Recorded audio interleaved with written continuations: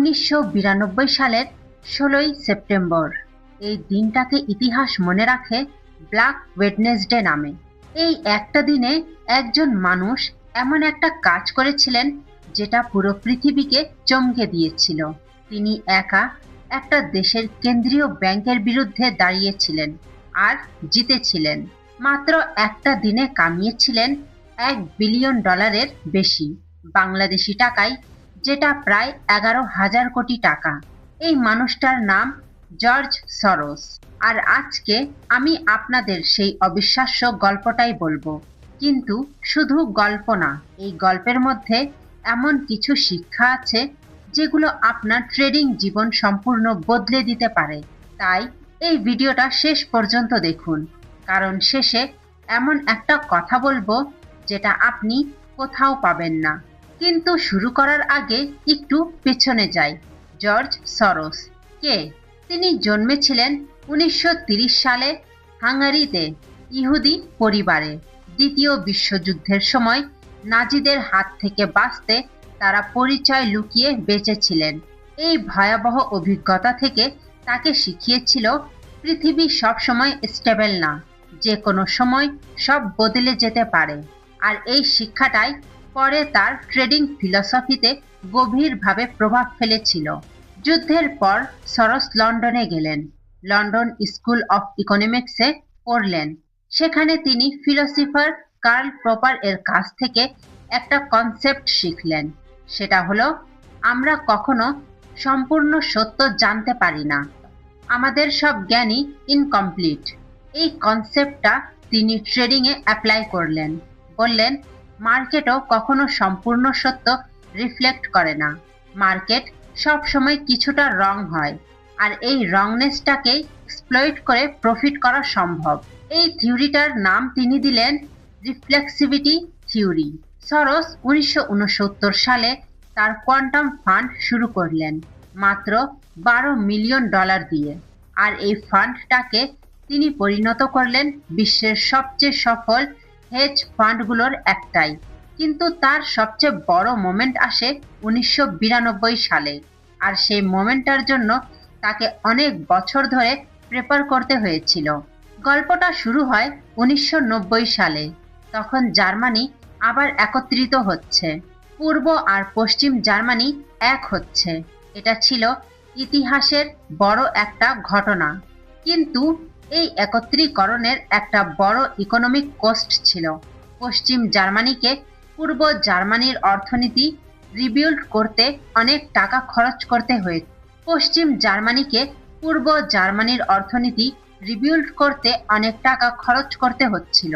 এই কারণে জার্মানিতে ইনফ্লেশনের ভয় দেখা দিল।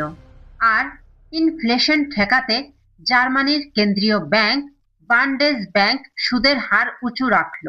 এদিকে ব্রিটেন ছিল ইউরোপিয়ান এক্সচেঞ্জ রেট মেকানিস্ট বা ইআরএম এর সদস্য।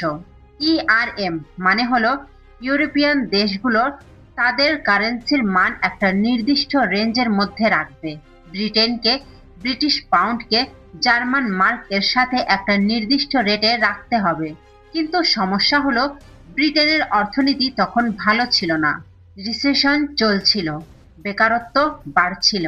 এই অবস্থায় ব্রিটেনের দরকার ছিল সুদের হার কমানো, যাতে মানুষ বেশি লোন নিতে পারে, ব্যবসা বাড়ে, অর্থনীতি চাঙ্গা হয়। কিন্তু ইআরএম এ থাকার কারণে ব্রিটেন সেটা করতে পারছিল না। কারণ সুদের হার কমালে পাউন্ড দুর্বল হয়ে যাবে, আর পাউন্ড এর মান নির্দিষ্ট রেঞ্জের নিচে নেমে যাবে। তাহলে ইআরএম এর নিয়ম ভাঙবে। তাহলে ব্রিটেন কি করছিল? ব্রিটেন তার ফরেন এক্সচেঞ্জ রিজার্ভ ব্যবহার করে পাউন্ডকে সাপোর্ট করছিল। মানে যখনই পাউন্ড দুর্বল হচ্ছিল, ব্রিটেন সেই পাউন্ড কিনে দাম ধরে রাখছিল। কিন্তু এতে তাদের রিজার্ভ শেষ হয়ে যাচ্ছিল। জর্জ সরোস এই পুরো সিচুয়েশনটা অনেক মনোযোগ দিয়ে দেখছিলেন। তিনি তার টিম নিয়ে মান্থ ধরে রিসার্চ করলেন, অর্থনীতিবিদদের সাথে কথা বললেন, পলিটিক্যাল অ্যানালাইসের সাথে কথা বললেন, আর একটা কনক্লুশনে এলেন। ব্রিটেন এর পক্ষে ইআরএম এ থাকা দীর্ঘমেয়াদে সম্ভব না। একদিন না একদিন ব্রিটেনকে ইআরএম ছেড়ে দিতে হবে, আর যেদিন সেটা হবে সেদিন পাউন্ডের দাম অনেক নেমে যাবে। এই কনক্লুশন থেকে তিনি তার সবচেয়ে বড় ট্রেডের পরিকল্পনা করলেন। তিনি সিদ্ধান্ত নিলেন পাউন্ডকে শর্ট করবেন, মানে পাউন্ড বিক্রি করবেন, কারণ তিনি বিশ্বাস করতেন পাউন্ডের দাম নামবে। কিন্তু এই ট্রেড করার জন্য তার দরকার ছিল অনেক বড় অ্যামাউন্ট, কারণ ছোট অ্যামাউন্টে শর্ট করলে প্রফিটও ছোট হবে। তিনি লেভারেজ নিলেন, তার কোয়ান্টাম ফান্ডের মোট অ্যাসিস্টের চেয়ে অনেক বেশি বড় পজিশন নিলেন, মোট প্রায় $10 বিলিয়ন পাউন্ড শর্ট করলেন। এটা ছিল একটা অবিশ্বাস্য ঝুঁকি, কারণ যদি ব্রিটেন ইআরএম এ থেকে যায় এবং পাউন্ডের দাম না নামে, তাহলে সরোস সব হারাবেন, তার ফান্ড শেষ হয়ে যাবে, তার রেপুটেশন ধুলোয় মিশে যাবে। কিন্তু সরোস তার অ্যানালাইসিস এর ওপর এতটাই কনফিডেন্ট ছিলেন যে এই ঝুঁকিটা নিলেন। 1992 সালের সেপ্টেম্বর মাসের শুরু থেকেই বাজারে একটা অস্থিরতা শুরু হলো। পাউন্ডের ওপর চাপ বাড়ছিল। অনেক ইনভেস্টর্স বুঝতে পারছিল ব্রিটেনের অবস্থা ভালো না, তারাও পাউন্ড বিক্রি করতে শুরু করলো। কিন্তু সরোস এর মতো কেউ এত বড় পজিশন নেয়নি। ব্রিটেনের সরকার এবং কেন্দ্রীয় ব্যাংক, ব্যাংক অফ ইংল্যান্ড, পরিস্থিতি সামলানোর চেষ্টা করছিল। তারা বাজারে পাউন্ড কিনতে শুরু করলো, পাউন্ডের দাম ধরে রাখার চেষ্টা করলো, কিন্তু সেলিং প্রেসার এতটাই বেশি ছিল যে তাদের পক্ষে সামলানো কঠিন হয়ে পড়ছিল। 15ই সেপ্টেম্বর রাতে সোরস তার পার্টনার স্ট্যানলি ড্রাকেন মিলার এর সাথে কথা বললেন। ড্রাকেন মিলার বললেন, আমি মনে করি এটা হবে, পাউন্ড এর দাম নামবেই। সরস বললেন, তাহলে কেন আমরা আরো বেশি নেব না? শুধু জেতার জন্য নয়, বড়ভাবে জেতার জন্য। সেই রাতেই তারা আরো বেশি পাউন্ড শর্ট করার সিদ্ধান্ত নিলেন। মোট পজিশন হলো প্রায় $10 বিলিয়ন। 16ই সেপ্টেম্বর সকাল, ব্ল্যাক ওয়েডনেসডে এর দিন। সেদিন সকাল থেকেই পাউন্ডের ওপর প্রচন্ড সেলিং প্রেসার শুরু হলো। ব্যাংক অফ ইংল্যান্ড মরিয়া হয়ে পাউন্ড কিনতে লাগলো, কিন্তু কিছুতেই কাজ হচ্ছিল না। সেলিং প্রেসার এতটাই বেশি ছিল যে তাদের সব চেষ্টা ব্যর্থ হচ্ছিল। সকাল 9টায় ব্যাংক অফ ইংল্যান্ড ঘোষণা করলো সুদের হার 10% থেকে বাড়িয়ে 12% করা হচ্ছে। এটা ছিল একটা ডিসপারেট মুভ। তারা ভেবেছিল উঁচু সুদের হার দেখে ইনভেস্টর্স পাউন্ড কিনবে, পাউন্ড এর দাম বাড়বে। কিন্তু বাজার এই ঘোষণায় কোনো রিয়াকশন দিল না। সেলিং চলতে লাগলো, পাউন্ড এর দাম নামতেই থাকলো। ব্যাংক অফ ইংল্যান্ড আরো মরিয়া হয়ে গেল। দুপুরে আরেকটা ঘোষণা এলো, সুদের হার 12% থেকে বাড়িয়ে 15% করা হচ্ছে। এটা ছিল একটা অভূতপূর্ণ পদক্ষেপ। একদিনে দুইবার সুদের হার বাড়ানো, ইতিহাসে এটা আগে কখনো হয়নি। কিন্তু এতেও কোনো কাজ হলো না, পাউন্ড এর দাম নামতেই থাকলো। এদিকে সরস এর অফিসে তখনও অনেক এক্সাইটমেন্ট। তার ট্রেডার্সরা দেখছে পজিশনটা তাদের পক্ষে যাচ্ছে, প্রতি মিনিটে প্রফিট বাড়ছে। কিন্তু সরস নিজে অনেক শান্ত ছিলেন। তিনি জানতেন এটাই হবে। তিনি মাসের পর মাস রিসার্চ করে এই কনক্লুশনে এসেছিলেন। তাই এখন শুধু অপেক্ষা করার পালা। সন্ধ্যা 7টায় ব্রিটেন সরকার অবশেষে হার মানল। ঘোষণা করা হলো ব্রিটেন ইআরএম থেকে বের হয়ে যাচ্ছে। পাউন্ডকে আর কৃত্রিমভাবে সাপোর্ট করা হবে না। পাউন্ড এর মান বাজারের ওপর ছেড়ে দেওয়া হচ্ছে। এই ঘোষণার সাথে সাথে পাউন্ডের দাম ধস নামলো। কয়েক ঘন্টার মধ্যে পাউন্ডের মান 15%-এর নিচে নেমে গেল। আর সরস এর পজিশন ছিল পাউন্ড শর্ট, মানে পাউন্ড এর দাম নামলে তার লাভ, যত বেশি নামলো তত বেশি লাভ। সেই একটা দিনে সরস এর প্রফিট হলো প্রায় $1 বিলিয়ন। পরের কয়েকদিনে আরো কিছু প্রফিট আসলো, মোট প্রায় 1.5 থেকে $2 বিলিয়ন। এটা ছিল ট্রেডিং হিস্টোরিতে এক সিঙ্গেল ট্রেড থেকে এত বড় প্রফিট এর কতটা অভূতপূর্ণ ঘটনা। পুরো পৃথিবী এই খবরে হতবাক হয়ে গেল। একজন মানুষ ব্রিটেন এর কেন্দ্রীয় ব্যাংককে হারিয়ে দিয়েছে। সংবাদ মাধ্যম সরসকে নাম দিল the man who broke the bank of England, মানে যে মানুষটা ব্যাংক অফ ইংল্যান্ডকে ভেঙে দিয়েছে। এখন আপনি হয়তো ভাবছেন এটা তো একটা ইমেজিং স্টোরি, কিন্তু এই গল্প থেকে আমার কি শেখার আছে? আমি তো সরোসের মতো বিলিয়ন ডলার দিয়ে ট্রেড করতে পারবো না। এই গল্পটা তাহলে আমার কি কাজে আসবে এবং কিভাবে? তাহলে আসবে, অনেক বেশি আসবে। কারণ সরোস এর এই ট্রেডের পেছনে যে প্রিন্সিপাল কাজ করেছে সেগুলো যে কোনো সাইজের ট্রেডিং এ অ্যাপ্লাই হয়, সেটাই এখন বলছি। প্রথম প্রিন্সিপাল হলো থট রিসার্চ। সরোস এই ট্রেড করার আগে মাসের পর মাস রিসার্চ করেছিলেন, অর্থনীতিবিদদের সাথে কথা বলেছিলেন, পলিটিক্যাল সিচুয়েশন অ্যানালাইজ করেছিলেন, হিস্টোরিক্যাল ডাটা দেখেছিলেন। তিনি ছিলেন সম্পূর্ণ প্রেপার্ড। ট্রেডিং এ যে যত বেশি রিসার্চ করে সে তত ভালো করে। অনেক নতুন ট্রেডার আছে যারা কোনো রিসার্চ ছাড়াই ট্রেড করে, শুধু চার্ট দেখে বা অন্যের কথা শুনে। এটা অনেক বড় ভুল। তাই যে কোনো ট্রেডের আগে ভালোভাবে রিসার্চ করুন। দ্বিতীয় প্রিন্সিপাল হলো কনভিকশন। সরোস যখন নিশ্চিত হলেন তার অ্যানালাইসিস সঠিক, তখন তিনি দ্বিধা করেননি, পুরোপুরি কমিট করলেন। যদি ছোট পজিশন নিতেন তাহলে প্রফিটও ছোট হতো, কিন্তু তিনি তার কনভিকশনের ওপর ভিত্তি করে বড় পজিশন নিলেন। ট্রেডিং এ যখন আপনি সম্পূর্ণ নিশ্চিত, তখন সেই ট্রেডে কনফিডেন্স রাখুন, ছোট করবেন না। তৃতীয় প্রিন্সিপাল হলো অ্যাসাইমেট্রিক রিস্ক রিওয়ার্ড। পাউন্ড এর দাম বাড়তে পারত সর্বোচ্চ কিছুটা, কিন্তু নামতে পারত অনেক বেশি। তাই তার পটেনশিয়াল লস এর চেয়ে পটেনশিয়াল প্রফিট অনেক বেশি ছিল।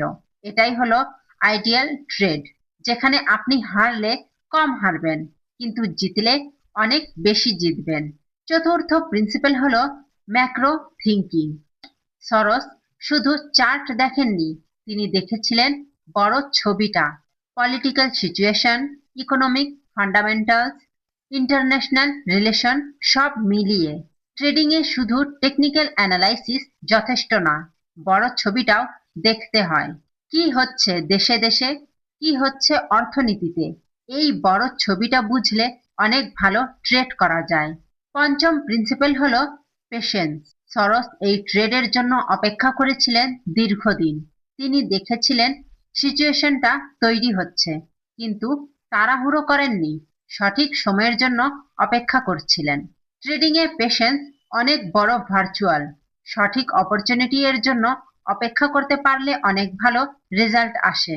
এখন আমি আপনাদের সাথে সরোস এর জীবনের আরো কিছু অজানা দিক শেয়ার করব, কারণ শুধু 1992 সালের ট্রেড জানলেই তাকে সম্পূর্ণ বোঝা যায় না। তার পুরো জীবনটা একটা অসাধারণ লেসন। সরোস এর সবচেয়ে বড় গুণ ছিল তিনি নিজের ভুল স্বীকার করতেন। তিনি বলতেন, আমি সব সময় ভুল করি, কিন্তু আমি দ্রুত সেই ভুল বুঝতে পারি এবং সেটা ঠিক করি। এটাই আমার সবচেয়ে বড় স্ট্রেংথ। অনেক ট্রেডার আছে যারা ভুল করে কিন্তু স্বীকার করে না, আশা করে যে মার্কেট ঠিক হয়ে যাবে, কিন্তু সরোস তা করতেন না। ভুল বুঝলে সাথে সাথে পজিশন ক্লোজ করতেন। এই ভুল স্বীকার করার ক্ষমতাটাই তাকে দীর্ঘমেয়াদ সফল রেখেছিল। সরোস এর আর একটা অসাধারণ বিষয় হলো তিনি সব সময় বিপরীত চিন্তা করতেন। সবাই যখন এক্সাইটেড থাকতো তখন তিনি সতর্ক থাকতেন, যখন সবাই ভয় পেত তখন তিনি সুযোগ খুঁজতেন। 1992 সালের ট্রেডেও তাই হয়েছিল। যখন সবাই ভাবছিল ব্রিটেন ইআরএম এ থাকবে, তখন সরোস ভাবছিলেন বিপরীত, আর তিনি সঠিক ছিলেন। এখন একটা গুরুত্বপূর্ণ প্রশ্নের উত্তর দিই। সরোস কি শুধু ভাগ্যবান ছিলেন, নাকি তিনি সত্যিকারের ব্রিলিয়ান্ট ছিলেন? এই প্রশ্নটা অনেকে করে। কেউ কেউ বলে তিনি শুধু সঠিক সময়ে সঠিক জায়গায় ছিলেন, কিন্তু এটা সম্পূর্ণ সত্য না। সরোস এর জীবনে অনেক বড় লসও হয়েছে। 1999 সালে ইন্টারনেট বাবল এর সময় তিনি $2 বিলিয়ন হারিয়েছিলেন। 2008 সালের ফাইন্যান্সিয়াল ক্রাইসিসে তিনি আবার বড় লস করেছিলেন, কিন্তু প্রতিবারই তিনি ফিরে এসেছিলেন। কারণ তিনি জানতেন কিভাবে লস থেকে শিখতে হয়, কিভাবে নতুনভাবে শুরু করতে হয়। এই বিষয়টা থেকে একটা অনেক গুরুত্বপূর্ণ শিক্ষা আছে। সফল ট্রেডাররাও লস করে, পার্থক্য হলো তারা সেই লস থেকে শেখে আর আবার উঠে দাঁড়ায়। যে ট্রেডার লস করলেই হাল ছেড়ে দেয় সে কখনো সফল হয় না, কিন্তু যে লসকে একটা শিক্ষা হিসেবে নেয় সে একদিন না একদিন সফল হয়। এখন সরস এর ট্রেডিং ফিলোসফি থেকে আরো কিছু গুরুত্বপূর্ণ শিক্ষা বলি, যেগুলো আপনি আজ থেকেই অ্যাপ্লাই করতে পারবেন। প্রথম শিক্ষা হলো মার্কেট সব সময় রং হয়। সরস বলতেন ফাইন্যান্সিয়াল মার্কেটস এ সবসময় একটা প্রিভেলিং বিয়াস থাকে, মানে বেশিরভাগ মানুষ একটা নির্দিষ্ট দিকে ভাবে, আর এই মেজরিটি এর চিন্তা সবসময় সঠিক না। যখন আপনি দেখবেন সবাই একটা দিকে দৌড়াচ্ছে তখন একটু থামুন, ভাবুন সবাই কি সঠিক, নাকি এখানে একটা অপরচুনিটি আছে বিপরীত দিকে। দ্বিতীয় শিক্ষা হলো নিজের থিওরিকে টেস্ট করুন। সরস সব সময় তার থিওরিকে টেস্ট করতেন। তিনি বলতেন, আমি একটা হাইপোথেসিস তৈরি করি, তারপর সেটা টেস্ট করি। যদি সঠিক প্রমাণিত হয় তাহলে ধরে রাখি, ভুল প্রমাণিত হলে ছেড়ে দিই। আপনিও তাই করুন। কোনো ট্রেড করার আগে একটা থিওরি তৈরি করুন। কেন এই ট্রেড করছেন, কি হলে আপনি সঠিক, কি হলে ভুল। এই ক্ল্যারিটি থাকলে সিদ্ধান্ত নেওয়া অনেক সহজ হয়। তৃতীয় শিক্ষা হলো বড় অপরচুনিটিতে বড় বেট করুন। সরস বলতেন সঠিক সময়ে সঠিক ট্রেডে বড় পজিশন নিতে ভয় পাবেন না, কারণ জীবনে এই ধরনের অপরচুনিটি বারবার আসে না। 1992 সালে তিনি তাই করেছিলেন, কিন্তু এটা করার আগে নিশ্চিত হতে হবে যে আপনার অ্যানালাইসিস সঠিক এবং রিস্ক ম্যানেজমেন্ট ঠিক আছে। চতুর্থ শিক্ষা হলো আবেগ নিয়ন্ত্রণ করুন। সরস ব্ল্যাক ওয়েডনেসডে এর দিনে অনেক শান্ত ছিলেন। যখন সবাই এক্সাইটেড ছিল তিনি তখনও নিজের প্ল্যান ফলো করছিলেন। এই ইমোশনাল কন্ট্রোলটাই তাকে সঠিক সিদ্ধান্ত নিতে সাহায্য করেছিল। ট্রেডিং এ ইমোশন সবসময় আপনার শত্রু। গ্রিড আপনাকে বেশি রিস্ক নিতে বলবে, ফেয়ার আপনাকে সঠিক ট্রেড মিস করাবে। এই দুটো ইমোশনকে নিয়ন্ত্রণ করতে পারলেই আপনি অনেক এগিয়ে যাবেন। পঞ্চম শিক্ষা হলো ক্রমাগত শিখতে থাকুন। সরস 90 বছর বয়সেও শিখছিলেন, নতুন বুকস পড়তেন, নতুন আইডিয়াস এক্সপ্লোর করতেন। ট্রেডিং এ কখনো মনে করবেন না সব শিখে ফেলেছেন, কারণ মার্কেট সব সময় বদলায়, আর বদলানো মার্কেটে টিকে থাকতে হলে নিজেকেও বদলাতে হবে। এখন আমি চাই আপনারা সরসের গল্প থেকে একটা বড় শিক্ষা নিন। সেটা হলো বড় সফলতার পেছনে থাকে অনেক প্রিপারেশন, অনেক রিসার্চ, অনেক পেশেন্স আর অনেক কোর্স। সরস 1992 সালে রাতারাতি বিলিয়নিয়ার হননি। তিনি 20 বছরের বেশি সময় ধরে নিজেকে নিয়ন্ত্রণ করেছিলেন, তারপর সঠিক সময়ে সঠিক সিদ্ধান্ত নিয়েছিলেন। আপনার ট্রেডিং জার্নিও এভাবেই হবে। প্রথমে শিখুন, তারপর প্র্যাকটিস করুন, ধীরে ধীরে এগিয়ে যান, আর যখন সত্যিকারের অপরচুনিটি আসবে তখন সেটা নিন। ভয় পাবেন না, কারণ প্রিপারেশন থাকলে ভয়ের কিছু নেই। It is not whether you are right or wrong that is important, but how much money you make when you are right and how much you lost when you are wrong.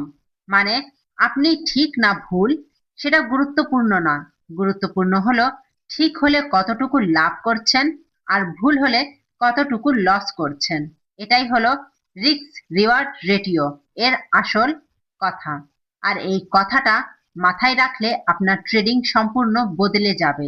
তো বন্ধুরা, আজকের এই ভিডিওতে আমি আপনাদের বললাম George সরস এর সেই অবিশ্বাস্য গল্প, কিভাবে তিনি একদিনে $1 বিলিয়ন কামিয়েছিলেন, কি ছিল তার স্ট্র্যাটেজি, কি ছিল তার ফিলসফি, আর সেই ফিলসফি থেকে আপনি কি শিখতে পারেন। আশা করি এই ভিডিওটা আপনাদের কাজে লেগেছে। এই ভিডিওটা যদি আপনার কাজে লেগে থাকে তাহলে অবশ্যই একটা লাইক দিন, আর যদি মনে করেন এই গল্পটা আপনার কোনো বন্ধু বা পরিচিত জনদের জানা দরকার তাহলে তাদের সাথে শেয়ার করুন। আর আমাদের প্রফিট লজিক চ্যানেলে এখনো সাবস্ক্রাইব না করে থাকলে এখনই সাবস্ক্রাইব করুন এবং বেল আইকন প্রেস করুন। আর নিচে কমেন্টে আমাকে বলুন সরস এর এই গল্প থেকে আপনি কোন শিক্ষাটা সবচেয়ে বেশি কাজে লাগাবেন। আমি সবার কমেন্ট পড়ি এবং উত্তর দেওয়ার চেষ্টা করি। আজকের মতো এখানেই শেষ করছি। ভালো থাকুন, সুস্থ থাকুন আর সরসের মতো বড় স্বপ্ন দেখুন। আল্লাহ হাফেজ।